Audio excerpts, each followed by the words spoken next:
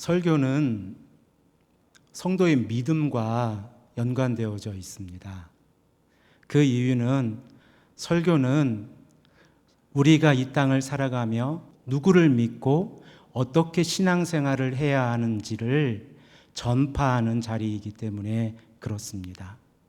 우리가 이 땅을 살아가며 하나님, 예수님, 성령님을 믿고 그 안에서 창조적인 세계관, 가치관, 창조, 타락, 구속, 완성의 시각에서 성경을 바라보고 신앙인으로서, 기독교인으로서 어떻게 이 땅에서 살아가야 할지를 함께 고민하고 생각하는 자리가 바로 설교의 자리입니다. 그러므로 이 자리에 그 어떠한 세상적인 지식이나 가치관들 그리고 경험들이 이 자리에 들어올 수 없는 것은 우리가 너무나 잘 알고 있습니다. 또한 설교는 세상을 향해 전파하는 자리입니다. 우리가 함께 신앙생활하고 말씀을 듣는 것으로 끝나는 것이 아니라 우리가 깨닫고 말씀으로 살아갈 때에 우리가 이제 세상에 가서 전파할 수 있기 때문에 그렇습니다. 그러므로 설교는 하나님과 성도를 연결시키는 자리입니다. 우리가 하나님의 말씀 안에서 하나 되는 것은 하나님의 말씀이 우리에게 무엇을 가르치시고 그리고 그 말씀을 통하여 우리가 어떻게 살아갈지를 결정하기 때문에 그렇습니다. 우리가 가야 할 곳은 하나님의 나라입니다. 이 땅의 삶이 끝나고 행복하게 웃음으로 하나님의 나라에 가기 위해서는 우리가 조금 더 이 땅에서 하나님의 말씀을 지키고 그 말씀에 순종하며 그 말씀을 따르는 제자의 삶으로 살아가야 할 것입니다. 이러한 의미에서 설교는 성도의 믿음과 연관되어져 있습니다. 오늘 제 설교가 또 딱딱할 텐데 그럼에도 불구하고 우리의 믿음의 대상과 우리의 믿음의 내용이 우리 설교 안에 함께 묻어나고 함께 하나님의 말씀을 생각해 보기를 소망합니다. 오늘은 로마서 1장 30절에 첫 번째 나오는 단어 비방하는 자요라고 하는 제목을 가지고 함께 하나님의 말씀을 생각해 보고자 합니다. 로마서 1장 18절부터 시작되어진 하나님의 진노가 불의로 진리를 막는 사람들에게 임하였다라고 하는 것을 우리는 지속적으로 생각해 보았습니다. 특별히 경건하지 않은 자들 그리고 불의한 자들에게 하늘로부터 하나님의 진노가 임하였다라고 생각해 보았습니다. 하나님께서 하나님의 백성들 즉 하나님을 따르지 않는 자들에게 이러한 진노를 임하신 이유를 로마서 1장 18절부터 세 가지 특징을 가지고 설명을 하고 있는데 그 첫 번째 이유가 21절에 하나님을 영화롭게 하지 아니하고 감사하지 아니한 것입니다. 그리고 25절 말씀을 보면 하나님의 진노를 거짓으로 바꾸고 피조물을 조물주보다 더 경배했다라고 바울은 기록하고 있습니다. 이러한 결과로 하나님께서는 사람들의 마음을 정욕대로 내버려 두셨다라고 24절에 말씀하고 있고 부끄러운 욕심에 내버려 두셨다라고 26절에 말씀하고 있습니다. 그 결과로 이 땅에 동성애라고 하는 문제를 바울은 이야기합니다. 그리고 28절로 가면 또한 그들이 하나님을 인정하기를 싫어하며 상실한 마음대로 내버려 두셨다라고 말씀하고 있습니다. 우리는 지속적으로 이 상실한 마음대로 내버려 두셨다라고 하는 그 특징들에 대해서 29절부터 생각을 해보고 있습니다. 로마서 1장 29절에서 31절까지의 말씀을 보면 크게 6가지로 구분해 볼 수 있습니다. 우리가 가지고 있는 신약성경 개역 개정판에는 곧 모든 불의하고 콤마가 있고, 그리고 추악, 탐욕, 악의가 가득한 자요, 시기, 이렇게 콤마가 되어져 있음을 볼 수 있습니다. 그런데 헬라어 성경을 보면 곧 모든 불의 그리고 콤마가 없습니다. 그리고 그 콤마가 어디에서 첫 번째 콤마가 있냐면 악의가 가득한 자요 라고 해서 첫 번째 콤마가 있어서 불의, 추악, 탐욕, 악의가 가득한 자요를 하나의 그룹으로 묶고 있습니다. 그리고 두 번째는 시기로 시작되어져서 살인, 분쟁, 사기, 악독이 가득한 자요 라고 해서 두 번째 콤마가 쓰여집니다.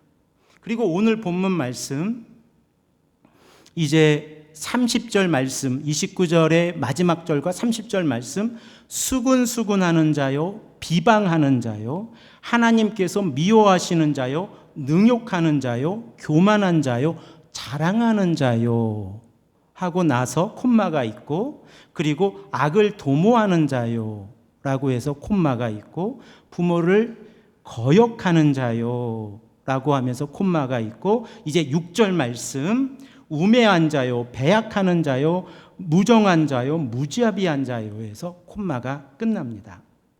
즉 상실한 마음을 6단계로 구분을 해서 바울은 설명을 하고 있는데, 오늘 본문 말씀 30절 첫 번째 비방하는 자요는 수군수군하는 자요로 시작되어진 단어가 이제 비방하는 자요, 하나님께서 미워하시는 자요, 능욕하는 자요, 교만한 자요, 자랑하는 자요로 하나의 그룹을 이루고 있음을 알 수 있습니다.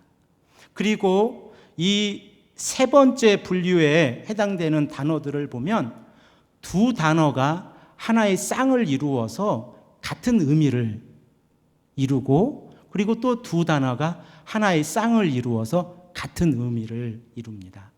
우리가 지난 시간에 생각해 본 바와 같이 수군수군하는 자요와 비방하는 자요가 하나의 쌍을 이루고 있습니다. 그리고 개역 개정 성경에는 하나님께서 미워하시는 자요라고 번역을 하고 있는데, 그 개역 개정 성경 맨 아래에 각 줄을 보면 하나님을 미워하는 자요라고 또 다르게 번역이 되어져 있습니다. 이 단어는 우리가 고등학교 영어 시간에 배웠던 소유의 소유격, 목적의 소유격의 개념이 아닙니다.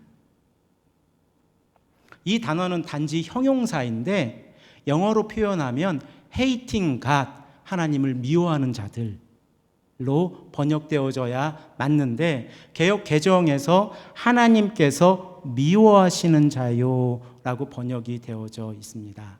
이를 새롭게 번역한다면 하나님을 미워하는 자요라고 번역하는 것이 바르다 생각을 합니다.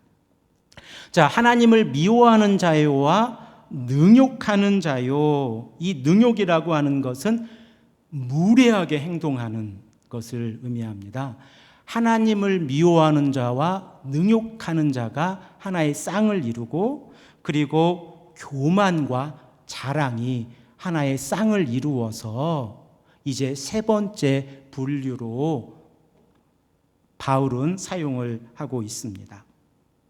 자, 이러한 의미에서 오늘 우리가 함께 생각해 볼 비방하는 자요라고 하는 의미는 지난 시간에 생각해 보았던 수군수군하는 자요와 같이 쌍을 이루어서 이제 조금 더 연장선에서 비방의 개념을 생각해 보아야 합니다.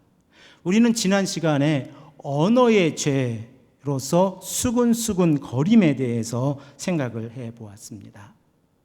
만일 우리가 대속함을 경험하지 못하고 하나님의 거룩을 경험하지 못하고 경건을 경험하지 못한다고 하면 우리는 우리의 입술 가운데에서 수근수근거림이 있다라고 말씀을 드렸습니다. 오늘 말씀을 드릴 것은 비방하는 자요라고 하는 단어인데, 이 비방하는 자요라고 하는 이 헬라어는 카탈라우스라고 하는 단어입니다. 카탈라우스라고 하는 단어는 두 단어가 합성을 해서 만든 단어인데, 카타는 어게니스트, 반대의 입장으로, 라우스의 동사는 날레오라고 하는 동사인데 말하다라는 의미를 가지고 있습니다. 어게니스트, 반대의 입장에서 말하다, 이 의미가 헬라어 성경에서 비방하는 자요라고 하는 의미로 사용이 되고 있습니다. 이 비방하는 자요라고 하는 단어는 로마서 1장 30절에 사도 바울이 딱 한 번 사용하는 단어입니다. 그리고 바울은 다른 곳에서 이 비방하는 자라는 이 명사를 사용하지 않고 비방이라는 단어를 사용하거나 또는 비방하다라고 하는 동사의 의미를 사용해서 비방에 관하여 우리에게 말씀하고 있습니다. 그러면 우리는 이 비방하다라고 하는 카타날레오라고 하는 이 동사를 통해서 비방이 가지고 있는 의미에 대해서 조금 더 깊이 있게 생각해 볼 수 있습니다. 야고보 사도는 야고보서 4장 11절에서 12절 말씀을 통하여 이 비방에 관해서 우리에게 말씀합니다. 야고보서 4장 11절 말씀을 보면, 형제들아 서로 비방하지 말라. 형제를 비방하는 자나 형제를 판단하는 자는 곧 율법을 비방하고 율법을 판단하는 것이라. 내가 만일 율법을 판단하면 율법의 준행자가 아니요 율법의 재판관이로다 라고 말씀하고 있습니다. 야고보 선생님은 우리에게 말씀할 때에 형제 비방 그리고 판단에 대해서 이는 곧 율법을 비방하고 율법을 판단하는 것과 동일하다라고 말씀을 하고 있는 겁니다. 그리고 우리가 기독교인으로서 신앙인으로서 이 땅을 살아갈 때 율법을 지키는 자이지 율법을 만들고 율법의 재판관이 아니다라고 야고보서 4장 12절에서 우리에게 말씀하고 있습니다. 자, 그러면 우리가 만일 비방의 언어를 사용한다고 하면 우리는 하나님의 주권을 넘어가는 겁니다. 달리 말씀을 드리면 월권 행위가 되는 겁니다. 하나님께서 판단하실 것이고 하나님께서 그 책임을 물으실 건데, 사람이 스스로 동일한 준행자로서 성도를 비방하거나 또는 이 땅을 살아가면서 우리가 친구들과 지인들과 가족들과 살아가면서 서로를 비방하는 것은 우리의 역할이 아니라고 야고보서에서는 말씀하고 있는 겁니다. 그러므로 우리가 우리의 입술 가운데 비방이라고 하는 것, 우리의 혀 가운데에서 다른 사람을 판단하고 비방의 언어를 사용할 때는 이러한 생각을 가져야 합니다. 이것은 나의 역할이 아니다. 왜 그렇습니까? 이 역할은 하나님께서 하실 겁니다. 하나님께서 이제 우리가 우리의 삶을 마치고 저 하늘나라에 갔을 때에 하나님께서 우리의 삶을 보시고 판단하실 일입니다. 그러므로 우리는 이 땅을 살아가면서 비방의 언어를 멀리 해야 합니다. 야고보서 4장 11절에서 12절 말씀을 조금 더 생각해 보면 이 의미가 야고보서 3장 1절에서 12절에 혀의 사용에 대해서 다시 한번 이야기하고 있다는 것을 우리는 깨달아 알 수 있습니다. 자, 그러면 야고보서 3장으로 한번 넘어가 보십시오. 야고보서 3장 1절에서 12절 말씀을 보면 혀의 중요성에 대해서 우리에게 말씀을 하는데, 이를 로마서 1장 30절에서 말하는 비방의 죄가 얼마나 심각한 것인지 이 야고보서 3장 1절에서 12절 말씀을 통하여 알 수 있습니다. 야고보서 3장 1절 말씀을 보면 이렇습니다. 내 형제들이여, 더 큰 심판을 받을 줄 알고 너도 나도 선생이 되려고 나서지 마십시오. 우리는 모두 실수가 많기 때문입니다. 만일 누가 말에 실수가 없다면 그는 자기의 온몸도 제어할 수 있는 완벽한 사람입니다. 라고 말씀하고 있습니다. 이 완벽한 사람이다 라고 하는 이 표현이 헬라어 성경에서 딱 한 번 나옵니다. 그곳이 야고보서 3장 2절 말씀입니다. 이 완벽한 사람이라고 하는 헬라어의 의미를 보면 테레이오스 아네르라고 하는 단어인데, 영어로 표현하면 퍼펙트한 사람입니다. 아무런 결점이 없는 사람, 바로 그가 완벽한 사람입니다. 그런데 이 완벽이라는 단어를 사용할 때에 야고보 선생님은 혀의 중요성과 같이 사용하고 있다는 것을 우리는 눈여겨보아야 합니다. 야고보서 3장 3절에서 4절 말씀을 보면 혀는 우리의 신체의 지극히 작은 부분임을 말씀하고 있습니다. 하지만 혀는 우리의 온 몸을 지배한다 라고 또한 말씀하고 있습니다.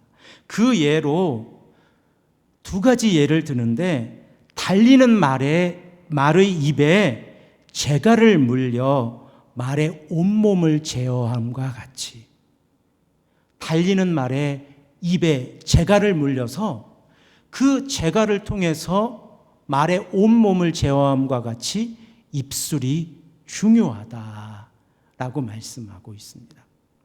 또한 큰 배가 바람에 흔들려 이리저리 요동칠 수 있는데 그 배 밑에 있는 작은 키가 풍랑을 이기고 나가는 것과 같이 혀는 신체의 아주 작은 부분이지만 우리가 하나님 앞에서 완벽한 사람이라는 표현을 사용할 수 있게 만든다는 것입니다.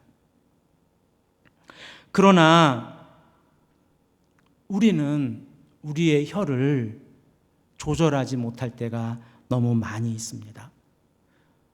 야고보 선생님은 이 땅을 살아가면서 많은 사람들이 여러 종류의 짐승들, 그리고 새, 심지어 벌레 또는 바다의 생물까지 길들일 수 있다라고 말씀하고 있습니다. 하지만 혀는 길들일 수 없다라고 말씀합니다.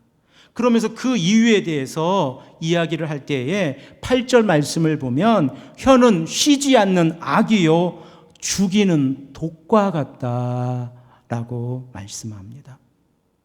그러면서 야고보 선생님은 이렇게 표현합니다. 한 입술로 하나님을 찬양하고 또 같은 입술로 사람을 저주한다. 교회에 와서 말씀을 듣고 그리고 찬양을 하고 기도할 때에 그 입술이 얼마나 거룩합니까? 하지만 우리가 또한 이 땅을 살아가면서 동일한 입술로 사람을 저주하고 나쁜 말을 하고 부정의 언어를 쓰고 판단하고 비판한다는 겁니다. 그러므로 혀를 길들일 수 없다라고 우리에게 권면하고 있습니다.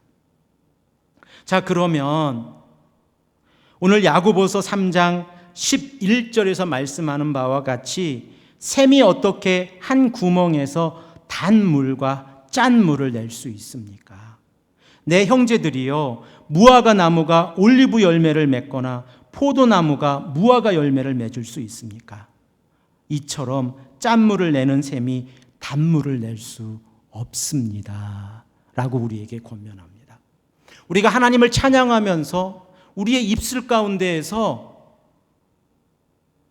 비판의 용어가 쓰이고 비방의 말이 있고 그리고 부정의 언어들이 있고 그리고 누군가를 판단하고 있다면 우리는 한 입술로 하나님을 찬양하고 또 동일한 입술로 사람을 저주하고 있다고 성경은 우리에게 말씀하고 있는 겁니다. 이러한 의미에서 로마서 1장 30절에서 말씀하고 있는 이 비방하는 자요라고 하는 의미가 상실한 마음의 결과라고 하는 것은 우리에게 잘 이해가 됩니다. 우리 마음 안에 하나님의 사랑이 있다고 하면 우리가 우리의 입술로 다른 사람을 판단하고 비판할 수 없다는 겁니다. 마치 부모가 자식에 대해서 부정적인 언어를 다른 사람들에게 이야기하지 않는 것처럼 우리 또한 우리의 혀를 지킴으로 인해서 하나님의 사람, 하나님의 백성, 저 천국에 갈 사람으로 살아갈 수 있다는 겁니다. 하지만 우리는 매번 살아갈 때에 비방의 언어를 많이 사용합니다. 하루라도 다른 사람을 판단하거나 비판하지 않을 때가 없는 날이 없을 수도 있습니다. 즉, 우리는 무엇인가 말을 하고 심지어 혼자 있다고 할지라도 누군가와 이야기를 하고 싶고 전화를 하고 그리고 또 메시지를 보내기도 하고 그리고 지속적으로 소통하려고 합니다. 그런데 그 언어의 습관 가운데에 하나님의 사랑이 얼마나 있는지 한번 생각해 보아야 합니다. 또한 우리가 말을 할 때에 우리의 언어 가운데에 비방의 말로 인하여 다른 사람을 상처 주고 있지는 않은지 깊이 있게 생각해 보아야 합니다. 이는 우리의 입술에 죄가를 물림으로 인하여 하나님의 나라가 가까이 우리의 삶에 오고 있음을 우리가 인식할 수 있기 때문에 그렇습니다. 그러면 우리의 입술에 죄가를 물린다고 할지라도 우리의 귀가 열려 있지 않습니까? 즉, 우리가 우리의 입술에 죄가를 물렸는데 나에 관하여, 우리 가족에 관하여, 우리 교회에 관하여 누군가가 비방의 말을 한다고 하면 우리는 어떻게 해야 합니까? 아니, 이것이 꼭 가족과 그리고 또한 우리의 지인들과 우리 교회와 우리가 살아가는 삶의 바운더리 안에서만 생각할 것이 아니라 기독교인으로서 이 땅을 살아가면서 비방의 말을 듣는다고 하면 우리는 어떻게 해야 합니까? 성경은 이에 대해서 함께 싸우라라고 우리에게 말씀하고 있지 않음을 명심해야 합니다. 베드로전서 2장 12절 말씀을 보면 이렇습니다. 너희가 이방인 중에서 행실을 선하게 가져 너희를 악행한다고 비방하는 자들로 하여금 너희 선한 일을 보고 오시는 날에 하나님께 영광을 돌리게 하라. 우리가 누군가를 통해서 나에 대해서, 우리 가족에 대해서, 우리 지인들에 대해서 비방의 말을 들었을 때에 우리는 우리의 선한 행실을 가지고 우리에 관하여 비방의 말을 하는 사람들에게 우리의 선한 행실을 보여주고 하나님께서 돌아오시는 날에 하나님께 영광을 돌리게 해야 합니다. 이것이 기독교인이 비방을 들었을 때 행해야 될 방법입니다. 또한 베드로전서 3장 16절 말씀을 보면 선한 양심을 가지라. 이는 그리스도 안에 있는 너희의 선행을 욕하는 자들로 그 비방하는 일에 부끄러움을 당하게 하려 함이라 라고 말씀하고 있습니다. 우리 안에 있는 선한 양심이 그리고 우리 안에 있는 선한 행실이 우리에 관하여 비방하는 자들로 하여금 부끄러움을 당하게 하려는 것이다 라고 말씀하고 있습니다. 이렇게 우리가 이 땅을 살아가면서 우리의 입술에 재갈을 물리고 비방의 말을 그치는 그 행위 자체가 우리에게는 의미가 있습니다. 무엇인가 말하고 싶을 때가 많이 있지 않습니까?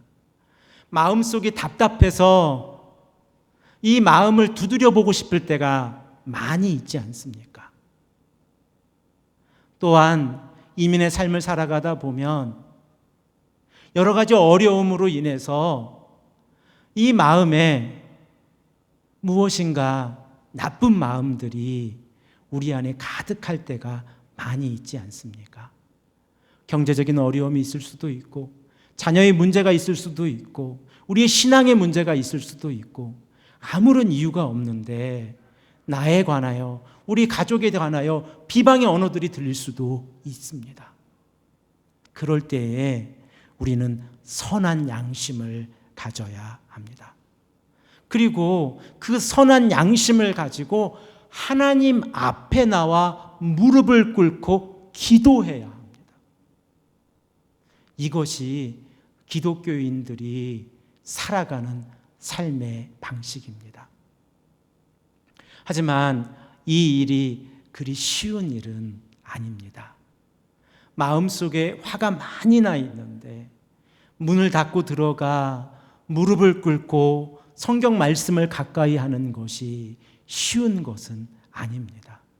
하지만 우리가 우리 마음에 불편함이 있고 우리 마음에 어려움이 있을 때에 이렇게 도전해 본다면, 이렇게 우리의 입술에 재갈을 먼저 물리고 우리의 무릎을 하나님 앞에 드리고, 그리고 기도로 하나님께 우리의 삶을 아랜다고 하면 우리는 하나님의 성전에, 하나님의 장막에 거하는 자일 겁니다. 이러한 의미에서 시편 15편 1절에서 3절 말씀을 보면 우리에게 이렇게 말씀을 합니다. 여호와여, 주의 장막에 머무를 자가 누구오며 주의 성산에 사는 자가 누구오니까? 정직하게 행하며 공의를 실천하며 그 마음에 진실을 말하며 그의 혀로 남을 허물하지 아니하고 그의 이웃에게 악을 행하지 아니하며 그의 이웃을 비방하지 아니하며. 우리의 입술로 다른 사람의 허물을 이야기하지 않는 것, 우리의 입술로 비방의 말을 하지 않는 것, 그리고 정직하게 하나님 앞에 나와 무릎 꿇는 것, 하나님의 공의를 실천하기 위해 노력하는 것, 내 마음 안에 그리스도를 향한 진실한 마음을 갖는 것, 바로 이 자가 기독교인입니다. 그리고 바로 이러한 성도들이 모여 교회를 이루고 하나님의 나라를 만들어 갈 것입니다. 그러기에 우리에게 희망이 있습니다. 그러기에 우리 자녀들을 축복할 수 있습니다. 그러기에 우리 밀돈 한인장로교의 미래를 이야기할 수 있습니다. 이곳에 나와 하나님께 기도하고, 이곳에 나와 하나님을 찬양하고, 우리의 입술에 재갈을 물려 찬양과 기도로 이루어진다면 하나님께서 우리에게 사랑과 은혜를 베풀어 주지 않으시겠습니까? 이러한 의미에서 잠언 21장 23절 말씀을 보면 이렇게 우리에게 말씀합니다. 입과 혀를 지키는 자는 자기의 영혼을 환난에서 보전하느니라. 우리의 입술과 우리의 혀를 지킨다고 하면 우리의 영혼을 환난의 날에서 지킬 수 있을 겁니다. 그 지킴으로 인하여 우리가 천국을 바라볼 수 있고 하나님의 나라를 이야기할 수 있습니다. 우리는 하나님의 백성입니다. 아멘. 우리는 하나님의 백성입니다. 아멘. 기도하겠습니다. 아버지 하나님 감사합니다. 하나님의 말씀을 생각해 보았습니다. 우리의 입술 가운데 얼마나 많은 비방의 말들이, 얼마나 많은 수근거림이 있는지 하나님 앞에 나와 다시 한번 회개하고 기도합니다. 하나님, 우리가 하나님의 성전에 나와서 예수님을 찬양하고 하나님을 찬양하고 성령님을 찬양하지만 우리가 세상에서 살아갈 때에 다른 사람을 판단하고 비판하고 비방합니다. 이러한 죄들을 용서하여 주시옵소서. 그러한 욕심이 우리 마음 안에 있을 때에, 그러한 유혹이 우리 마음 안에 있을 때에 하나님께 나와 기도할 수 있도록 인도하여 주시옵소서. 감사드리오며 사랑이 많으신 예수 그리스도의 이름으로 간절히 기도합니다. 아멘.